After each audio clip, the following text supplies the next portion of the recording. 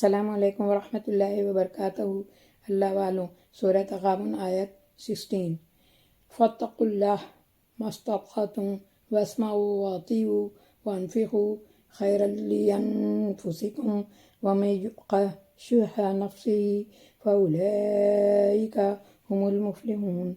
लिहाजा जहाँ तक तुम्हारे बस में हो अल्लाह से डरते रहो और सुनो और इताअत करो और अपने माल खर्च करो, ये तुम्हारे ही लिए बेहतर है। जो अपने दिल की तंगी से महफूज रह गए बस वही फला पाने वाले हैं। सूरह तगाबुन आयत 16 का मैसेज, किसी को अपनी ज़बान और रवैये से तंग मत करो, अल्लाह से डरो, इसकी पकड़ बहुत सख्त है। मान लो अल्लाह की बात, माल खर्च करो, लिबास, खाने, नमूद व नुमाइश, मुकाबला बाजी पर नहीं, अल्लाह को राज़ी करने पर माल खर्च करो, इसी में तुम्हारी भलाई है।